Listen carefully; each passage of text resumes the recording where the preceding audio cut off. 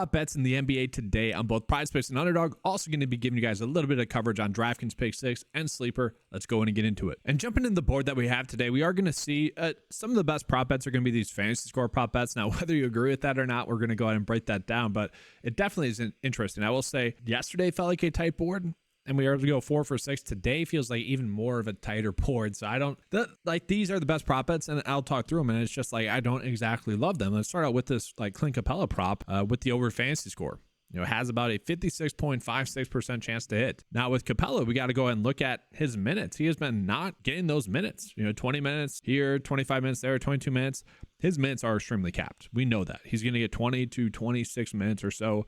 If the game stays close enough for long enough, he might get a little bit more minutes. But he has been someone that has been consistently getting to this line or getting near this line. So it should give us a pretty good chance at getting the over. It's just he's not probably going to crush it. It should be a sweat.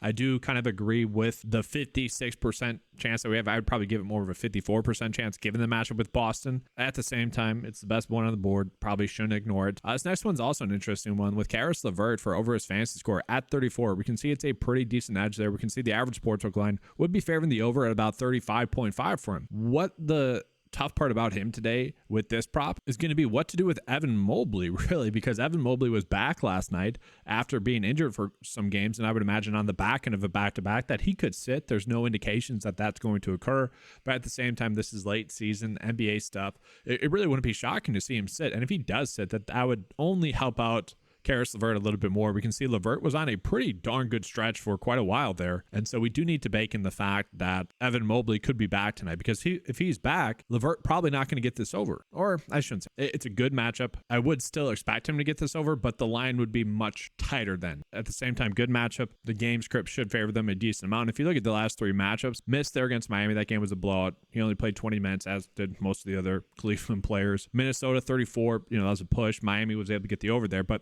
these games were without Evan Mobley. So I do think that's worth pointing out. This line might be something that gets bumped if Mobley were to be ruled out. Again, no indication that that's going to happen, but back end of back-to-back, it really wouldn't be shocking to see him sit.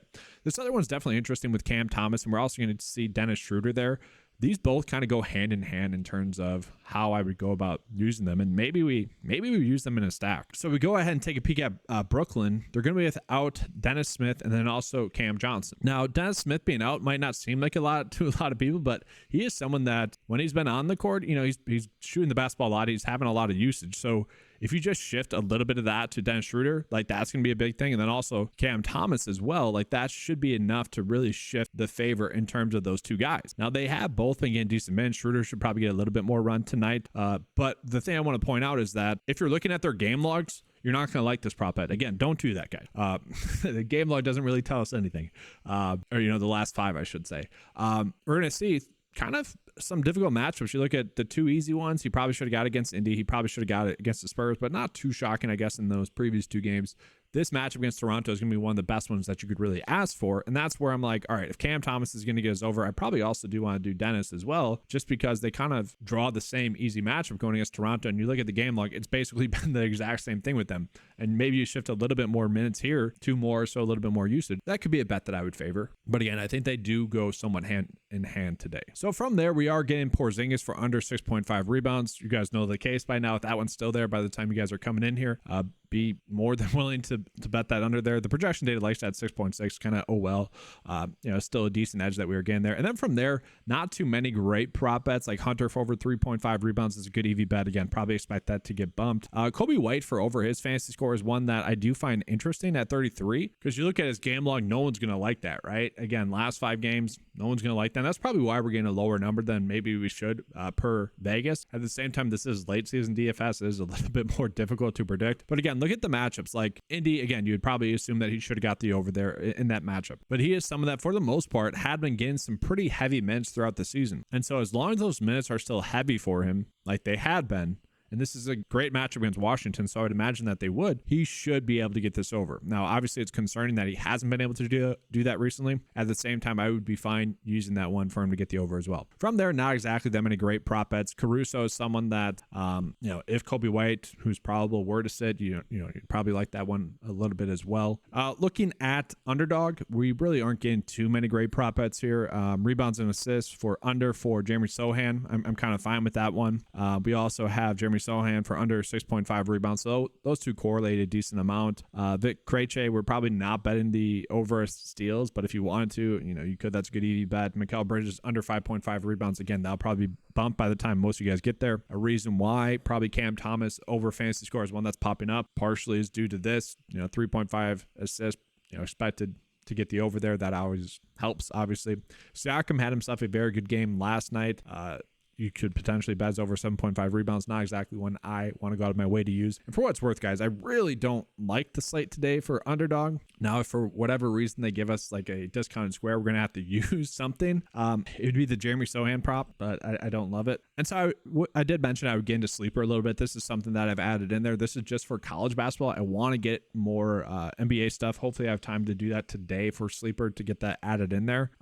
Just want to call us out. We're really not getting that many good prop bets. Really, the only good one is going to be Micah Parrish for under his rebounds. 4.5 is the sleeper line. The projection data likes it at 2.9. The average sportsbook line would be giving him about a 53% chance to get under 4.5. So decent one. We'll go ahead and jump into DraftKings Pick 6. We are getting some good EV bets, but given the big slate that we have tonight, I do expect some players to be ruled out. So just be on the lookout for that. We probably will get much better lines than we are currently getting.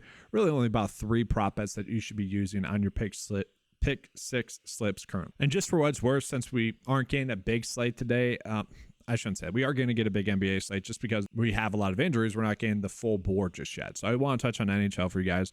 Not exactly any good prop bets NHL wise today. So with that, let's go ahead and move on into the bet of the day. So I'm just going to be keeping it simple here with the NBA bet of the day. Just going to be chasing the best NBA prop bets that we currently have. So I was able to get Porzingis for under his 6.5 rebounds. If that one's bumped by the time you guys get here, you could potentially run out the Kobe White one as well. Again, tighter board today.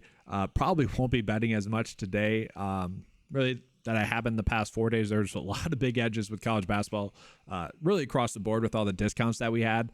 The bet of the day over the past 4 days went 54%, which is actually a little bit lower than what we've been able to do thus far this season, hitting about 68% of those. That was, I don't want to say it was by design because it definitely wasn't, but given March Madness and whatnot, I was just really focused on, all right, let's put out good prop bets that people can use with those discounts to have a profitable weekend. And I hope you guys were. It was awesome to have all those discounts. I know I was able to have a pretty darn good weekend with college basketball with all those prop bets. And for what it's worth, MLB is going to be right around the corner. I would imagine that we're going to get some good discounts for that as well on Sleeper, on Underdog, on PrizePicks. We already have Underdog doing Freaky Friday a lot. Taco Tuesdays tomorrow on PrizePicks. We have Flex Friday. We'll see if Sleeper keeps doing protected plays on Friday. Like, it is just such a good time. I don't want to encourage this, but it's like such a good time, at least last weekend, probably with MLB starting up, to just be paying attention to the boards and paying attention to the discounts. Like, we should really be taking advantage of those to ensure ourselves profitable week, profitable month, profitable day, and just bet on them correct. That's going to be all for today's video, guys. Make sure to give a like and subscribe. Hit that notification bell so you're not missing out on any of this great coverage. If you guys want access to the tools, head on over to 9to5sports.com. They are available for